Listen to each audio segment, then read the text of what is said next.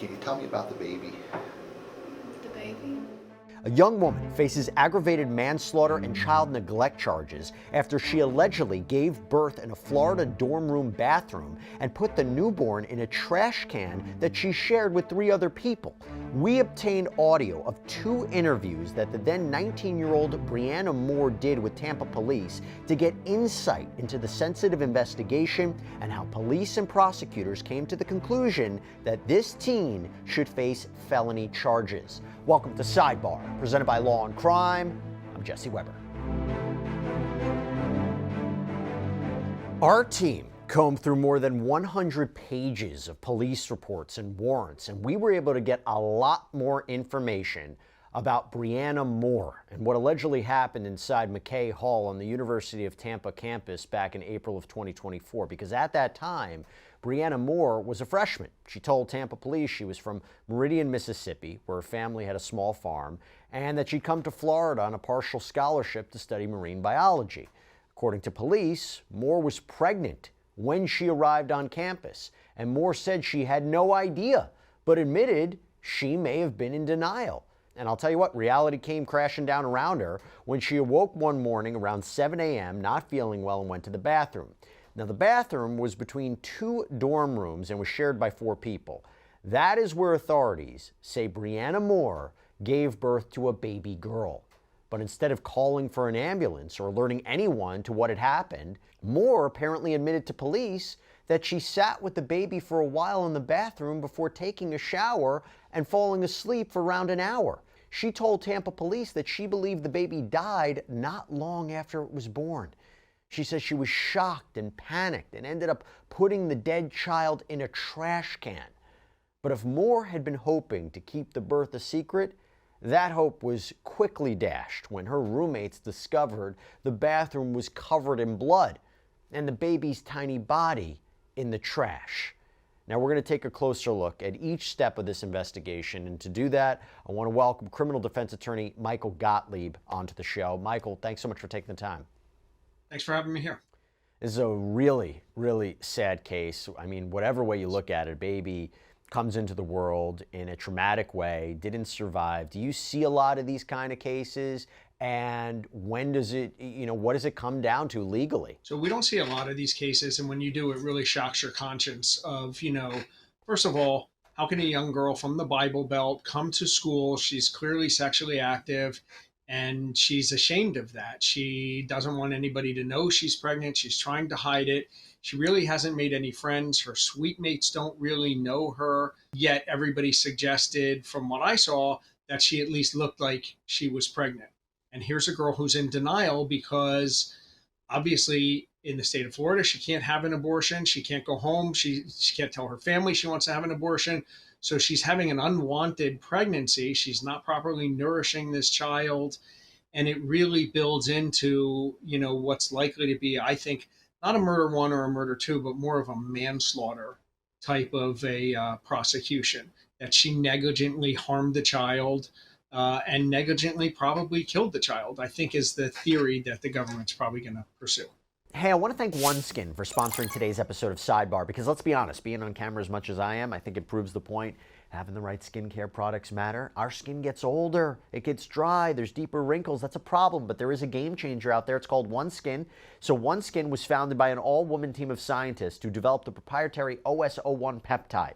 This peptide targets cellular senescence. That is a key hallmark of aging, and it's scientifically proven to decrease lines and wrinkles, boost hydration, and help with thinning skin. They have over 4,000 5-star reviews for their full line of face, body, sun, and travel-sized products. And one of the things I like most about OneSkin is how easy it is to integrate into my daily routine. Just a few simple steps, I'm good to go. So for a limited time, you can try OneSkin for 15% off using the code SIDEBAR when you check out at oneskin.co. That's 15% off at oneskin.co with code SIDEBAR. Remember to tell them that we sent you there when they ask, how did you hear about them? Invest in the health and longevity of your skin with OneSkin. Your future self will be thanking you.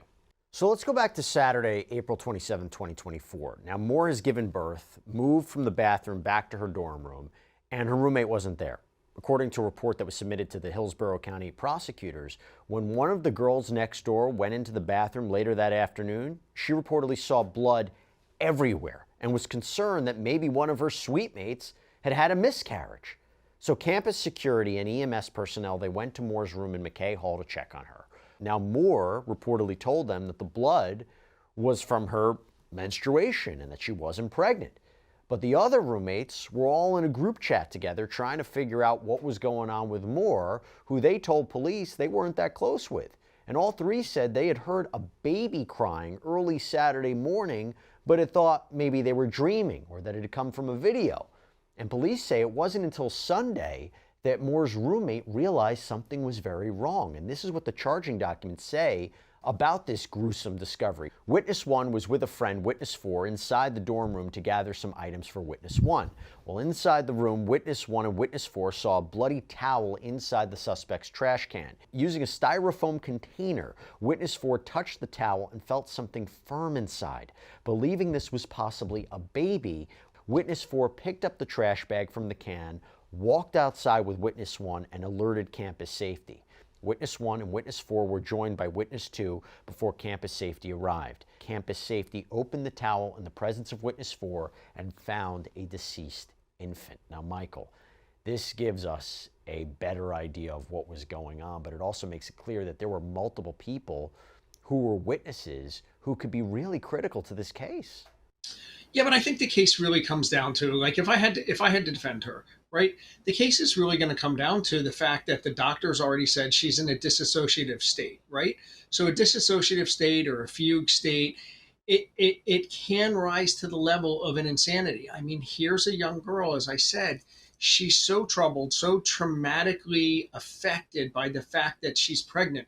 She doesn't know what to do with the baby. It sounds like she's considered giving the child away. She really hasn't considered, nor is she mentally mature enough to consider proper childbirth. So she's in this sort of state of denial, disassociating with the fact that her own body is pregnant. I don't know if a lot of people will respond to that, in a jury, but she does have a potential defense. I don't know that it rises to the level of insanity. So you'd really have to go for what we call a jury pardon. So like jury nullification you're talking about, Correct. Basically? Okay. Yeah. But that's not, you can't argue that. You're not supposed to argue that. Not supposed to argue that. But what you have to do, it's the art of mitigation. As you're arguing for her and you're arguing about where she came from, coming from the Bible Belt, and you kind of have to mix the politics of, pro-life versus pro-choice into all this, and how her, by the time she realized she was pregnant, it was beyond 6 weeks, and her back was up against the wall, and that kind of thing. And look, there's going to be a lot of people who say she should have had the baby, dropped it off at a fire station, right? That's already come up in the analysis of the case. But well, let's talk about it. Let's talk about it, because she did at least 2 interviews with police. And the first was inside a police interview room, and we obtained audio recordings of that interview, which took place after detectives went over Moore's Miranda rights with her, and she agreed to talk to them. Take a listen. Can you tell me about the baby? The baby? Listen, you're very smart, I know this. You're a biology person, okay? So you know all that, and you know about DNA, and you know all those things, okay? We have a very young baby right now, right outside your room. You had quite the ordeal, it sounds like yesterday morning in the bathroom for a few hours, okay? Listen, we're not judging at all on this, okay? People can get in over their heads sometimes. They're not sure what to do, okay? But let's just be honest, okay? Basically, first of all, I did not even know that I was pregnant. Okay. And then I just woke up not feeling good yesterday morning. So I went to the bathroom, I was puking, whatever, and then, yeah. But after like a few seconds, it was dead. How long did the baby cry for? Because I know all the roommates and suite mates all heard the baby crying. How long? I would say like 5 seconds maybe. 5 seconds of crying? Something around that ish. Okay. Did Did you take the baby back to bed for you for a short time period? I was in the I just stayed in the bathroom. You just stayed in the bathroom? Mm-hmm. Now, Moore seemingly admitted to the detectives that she hadn't had her period in about a year, but says she attributed that to the fact that she had stopped using a birth control patch. So the detectives know that this is a very delicate situation, but they need details from Moore about what happened. So you went to the bathroom and obviously had a baby. Mm-hmm. Did you deliver the placenta as well? Yes. Okay, you're sure about that? I'm pretty sure. Pretty sure? Something else after the baby came out? Yeah. And something, pretty good amount of something? Yeah. Okay, it's important for your health on that. Mm-hmm. Oh, yeah, okay. Okay. I am worried about you a little bit, okay? So you had the baby, and the baby cried for how long do you think? Just a few seconds, not long at all. Not long at all? Mm-mm. So the baby cried for a short time period. Mm-hmm. And you sure it wasn't any, now here's the thing, the medical examiner is going to be able to tell a lot of things. Mm-hmm. Your honesty right now is very, very important, Mm-hmm. okay? Okay, so I took a shower. Well, I sat in the shower. I didn't really like wash anything. But I just sat in the shower. Shower on or off? On. Okay. And then I think I got out and I sat there for a little bit.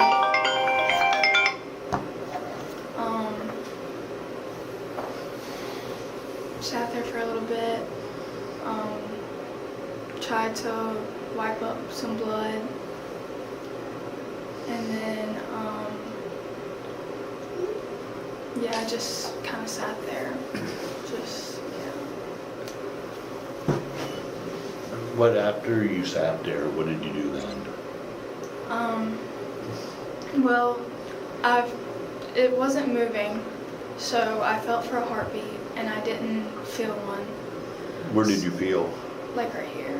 Okay, on the chest? Yeah, and then it wasn't moving, and I got scared, and yeah. Yeah, okay. What did you do after that? I sat the towel on the floor in my room, and I went to sleep because I was tired and I hadn't slept well, obviously. I took a nap, and then when I got up, I just completely did not know what to do. Michael, your reaction to what she has to say so far? You know, my reaction is, here's a young girl who is clearly confused. She's stating she wasn't even certain she was pregnant.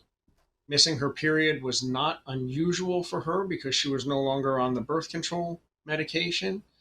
The baby cried for a few seconds and then appeared to her to no longer have a heartbeat. She's confused, she's concerned, she's scared, didn't know what to do, stayed in the shower for a long period of time, obviously had just given childbirth, and she's exhausted, and she went to bed. And I think all of that goes to that disassociative state, and she's really just not properly processing what exactly has happened to her.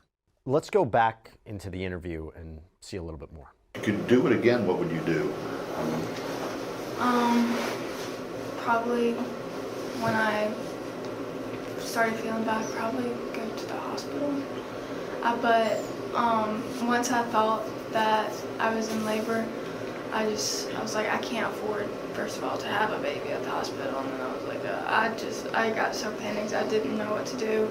And then I was like, okay, well, if it makes it, then I can just take it to the hospital and surrender the baby, because you can do that, can't you? Like, you can take it to the hospital. You can? Yeah, that's what I had in my head that I was going to do. But then I just didn't. And it just didn't seem alive. So I didn't. Yeah. Alive in the beginning, but then you think passed shortly after delivering? Is that what your thought process is? Mm-hmm. Can I ask why you wouldn't or didn't call 911? Because I was scared, and I didn't want anyone to know, and it's just, I don't know, I just got scared and panicked, and I don't know.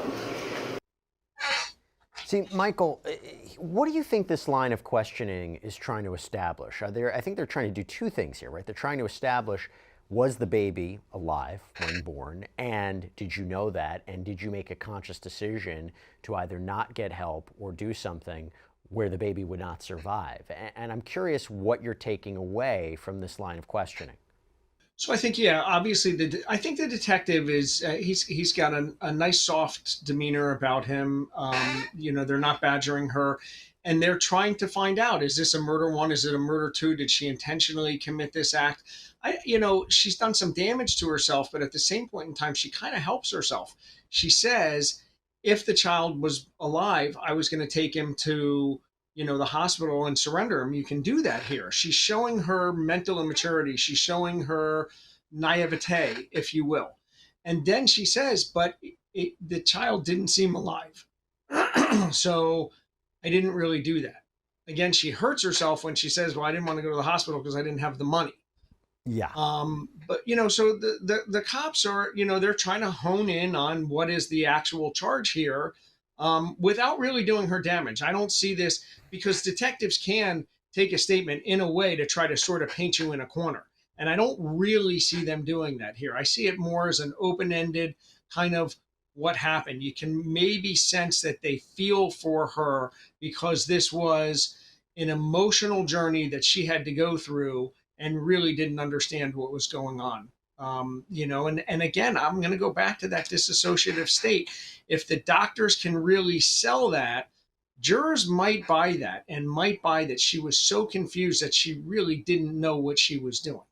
So the detectives, they're skeptical. They're skeptical that Moore could be nearly full term in her pregnancy and have no idea. And Moore told them that she didn't gain much weight, that all of her clothes still fit her. She also said she hadn't had any other symptoms of pregnancy like morning sickness. She claimed no one approached her about her possibly being pregnant, but according to some of her suite mates, they had concerns that Moore might be expecting. And when an officer watched surveillance footage from inside the dorm, he watched Moore apparently walk down a hallway and noted while she didn't have a large belly, it was obvious she was pregnant.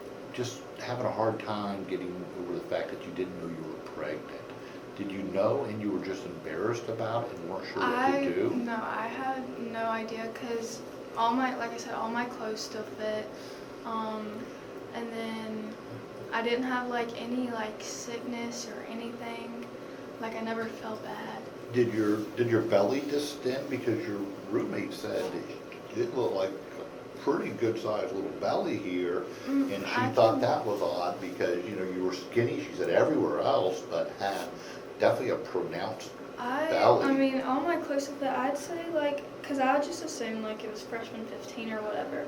But when I was sitting down, I'd say it was probably about this much bigger. Okay. So the charging documents indicate that Moore handed over her cell phone for examination and consented to a cheek swab to get a sample of her DNA. Now, Moore later did a second interview a few days later with detectives in a squad car where she was read her Miranda rights and agreed to speak with the officers. Do you know who the father, have you done any calculations of when you think you would have been pregnant? I've done some light ones. Yeah, I think it would have been. What would be your opinion? I'm not an expert, okay? Yeah. When I Google, I find 280 days. Do you know when that would be around? That would have been in July. July. Yeah. So 280 days ago today would have been July 24th. Add a couple days to it. You're talking about possibly late July. Mm-hmm. The baby was pretty much full term. I'm not saying it wasn't a week early or 10 days early, but full term, okay? So it certainly wasn't a month or two early. So it would have been, when did you get to Florida? In August. In August. So it would have to be at home. Did anybody have a goodbye? A goodbye? Did you have a boyfriend up there that you said goodbye to or anything before coming down here? No, I feel like, hold on, I'm trying to think, I'm sorry. I feel Is there any way I could look at my phone for this? Yeah. We'll give you your phone back, yeah.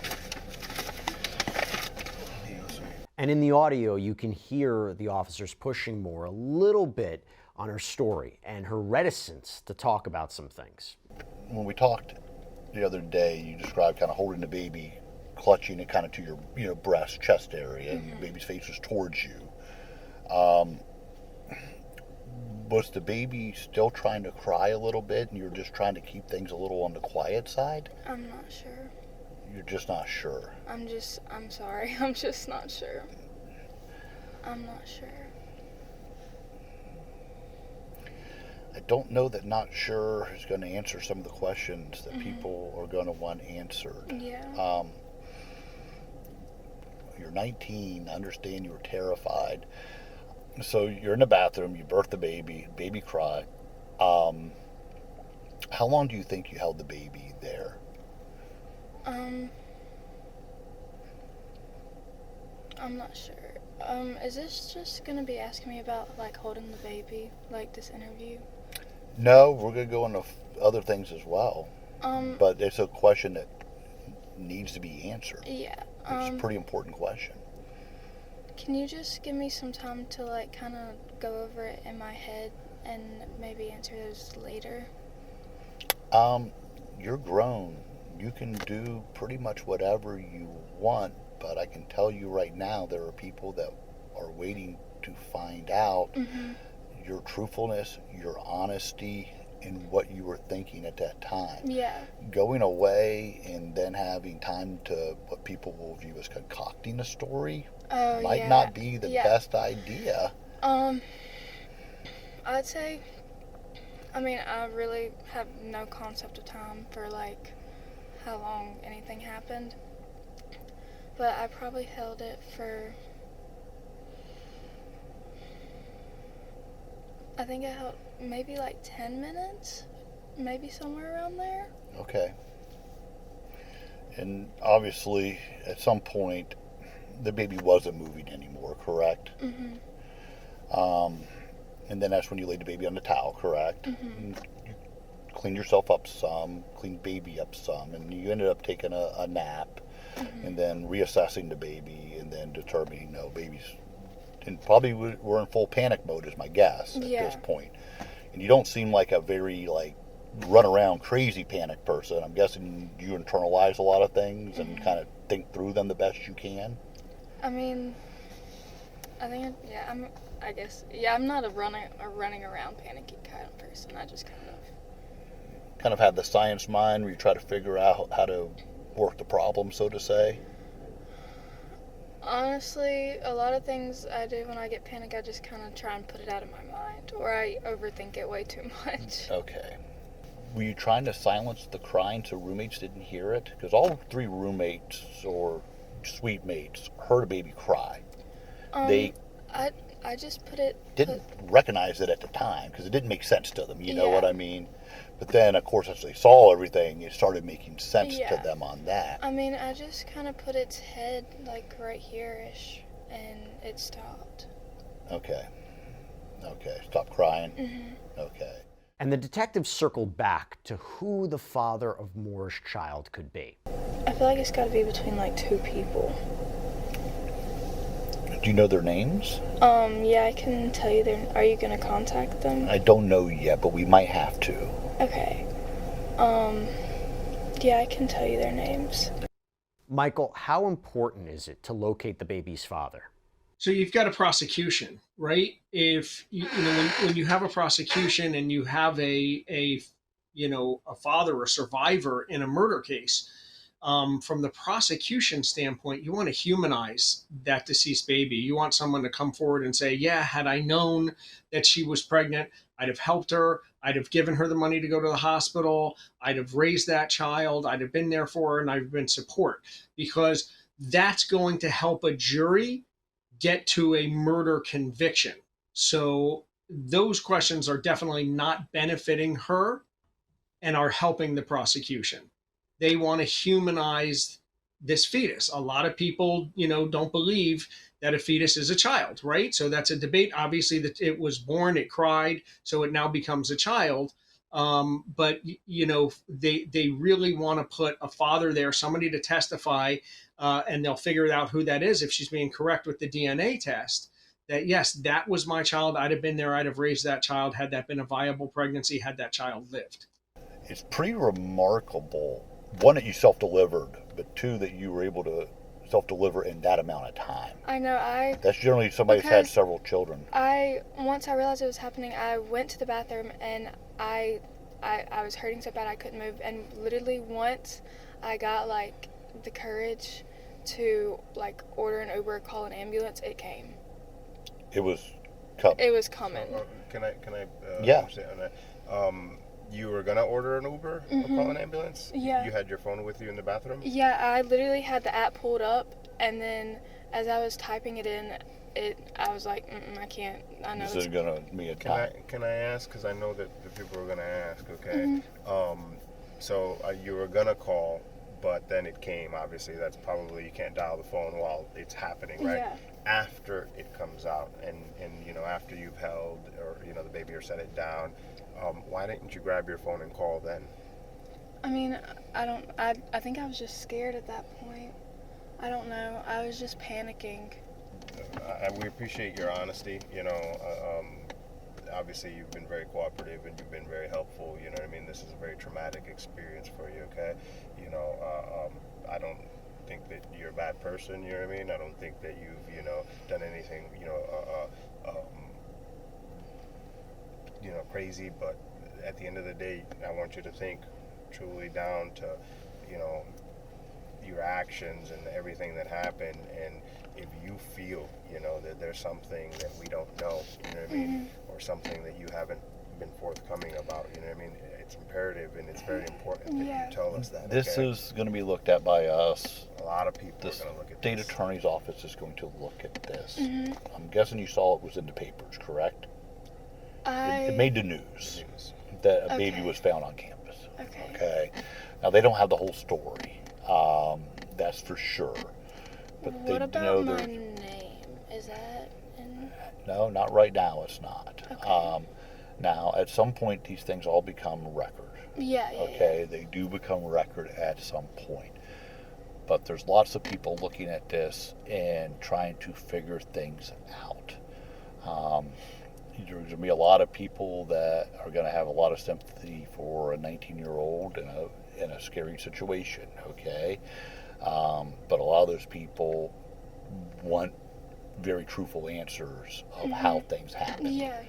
Now, Moore and her family coordinated with a local funeral home, and according to an article from the Tampa Bay Times, she returned home to Mississippi with the newborn's remains in an urn. And over the next several months, Tampa police and the Hillsborough County Prosecutor's Office worked closely together to determine if there was probable cause to charge Moore with a crime. And before the baby was turned over to the funeral home, an autopsy was performed. And according to charging paperwork, which reads, during the autopsy, it was discovered that the infant had sustained multiple fractured ribs along the spine and evidence of petechial hemorrhaging in the lungs. Dr. McCormick determined that the cause of death was asphyxia due to compression of the torso with rib fractures and the manner of death as homicide. Now, Michael, that's compelling evidence. I'm sure the defense will present their own expert to combat that, but that's compelling. I suppose it is, except that I'd want to question the medical examiner, right? There was nobody to assist her in having the child. She had the child by herself on a bathroom floor. Could it be from hugging the child? Could it be from asphyxiating the child? Could it be from the fact she didn't know that she was pregnant and the child was malnourished coming out of her birth canal by herself on a bathroom floor? Could she have inadvertently harmed the child, right? Could she have, in the manner there's nobody helping her birth this child. So is it possible that those injuries that were sustained were accidental? And I suspect that a medical examiner is going to answer that question and say, yeah, it's possible.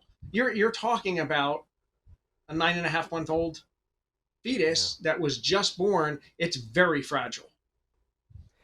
And here's the other part. We didn't even get to this. When authorities got their hands on digital evidence from Moore's phone, they found disturbing messages. On September 13, 2023, the defendant sent multiple text messages back and forth with a contact in her phone labeled Kasim. These texts are part of a much larger chain of text messages. However, the messages relevant to this motion occur only on September 13, 2023. Now, in September of 2023, Moore would already have been pregnant, although whether she knew or not, that's up for debate. I'm going to warn you, these messages are unpleasant, to say the least. And in the messages, Brianna and Kasim are talking about what are sometimes referred to as morning after pills or abortion pills. And Kasim calls them Plan C and says crazy. And Brianna replies, hey man, sometimes you need a Plan C. Kasim writes, Plan A was condoms, Plan B was the pill, Plan C was to kill the kid. To which Brianna says, Plan C is my favorite. Michael, I wonder if that is the most problematic part of this case. From a defense standpoint, that's pretty damning evidence, right? So it sounds like that's how the prosecution's going to get to murder in the first degree. Planned, prepared, and that's how you paint a picture of a cold, callous individual who didn't care that she was pregnant, didn't try to nourish the child, didn't try to give the child away, didn't try for health care. Yeah, that's evidence that I would prefer, if I was defending this case, did not exist. Yeah, and I'll tell you what, in a motion to have the text included as evidence at trial, the prosecution wrote the September 13th, 2023 text messages are relevant. They very clearly lay out a willingness to kill a baby if other means of contraception have failed. Although intent to kill is not an element of the charged offenses, there is an intent element inherent in the willful failure to provide care of a child neglect charge and consciously doing an act or following a course of conduct that gives rise to culpable negligence for an aggravated manslaughter charge. And in October of 2024, months after the birth, authorities arrested Moore in Mississippi, brought her back to Florida, and she was charged with child neglect with great bodily harm, unlawful storage, preservation, or transportation of human remains, failure to report death to medical examiner or law enforcement, and aggravated manslaughter of a child. Do you think it's going to be a straightforward case, Michael, to prove that? And I will tell you also, the charges were later amended to change the charge of unlawful storage of human remains to unlawful hold or storage of a human body in unapproved conditions. But go back to you, do you think those charges are going to be straightforward or easy for prosecutors to prove? I don't think anything's ever easy, especially when you have emotions involved in a case like this. I think that, there's certainly for the prosecution, there's direct evidence, there's circumstantial evidence. So I don't think they have a huge hill to climb to get there. And because they're not going for murder in the first degree and they're going for these lesser charges, yeah, I think a conviction is likely. Now, one of the case's recent court filings kind of give us a glimpse, a little bit maybe, into the type of defense Moore might use. And that's because the prosecution noted that the defense wanted to bring in an expert testimony from Dr. Nicole Graham, a forensic neurophysicist. And the state deposed Dr. Graham in May and included a transcript from it in its motion to strike her testimony. They don't want it in. Dr. Graham did her best to try to describe what a mild dissociative state is like. Quote, it is a bit of a disconnect from reality, but not in the psychotic sense where you're misperceiving reality, but in the sense in which your emotions and your cognitive thought processes aren't aligned with how you would typically act in day-to-day functioning. We might see people in a dissociative state as a response to trauma where they do have gaps in their memory or they have like perceptual disturbances. Sometimes people report being disconnected from the situation, so they feel as though they're not even in their own body. They're like kind of an outsider looking in to what's taking place. Those can be very emotionally overwhelming situations. And as part of her interview process, Dr. Graham explained that she has people go through the story of what happened multiple times, occasionally inserting pieces of information that she's learned from other sources into the conversation to see how the person talks about the experience each time. And that can help indicate whether a person truly doesn't remember something or if they might be, putting on an act. And during the deposition, Dr. Graham said of Moore, she described herself as being numb, that she kind of just didn't feel anything. And likewise, in the reports immediately surrounding that time, had described her likewise as being numb or flat, or the presentation wasn't consistent with the severity or reality of the allegation of what she had gotten herself into. So Michael, real quick, your take on a possible defense here on that. So the possible defense, the affirmative defense, is insanity. Okay, you have to not be able to distinguish between right and wrong and know what you're doing is wrong. In a dissociative state, that is possible, but in the absence of a major mental illness, not very likely. And that's essentially what the government's saying, is this doesn't rise to the level of insanity. The doctor hasn't said that she was insane at the time that she gave birth to the child, at the time that she killed the child. So therefore, her testimony is irrelevant because you can't ask for a jury pardon. And that's essentially what they would be doing by making this argument. So it's definitely a well-founded motion. Yeah. If the doctor comes on a little stronger and says it could rise to the level of insanity, then the testimony should be admitted. Now, Dr. Graham testified during the deposition that she believed Moore experienced what's known as a cryptic pregnancy, which happens when women genuinely don't realize they're pregnant until they give birth. She said Moore has a passive personality, low self-esteem, emotionally immature, which all likely contributed to her decision to try to hide what happened. But Dr. Graham said she had not been hired to determine if Moore was insane per se, but based on her interactions with her, she was not.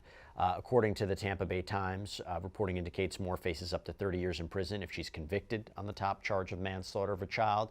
Her trial was originally set to begin on July 21st, but on July 11th, a notice was filed with the court that the appearance was canceled. There was no specific reason that was given, but the Hillsborough County Court docket indicates a motion for continuance was filed. Michael Gottlieb, thank you so much for taking the time.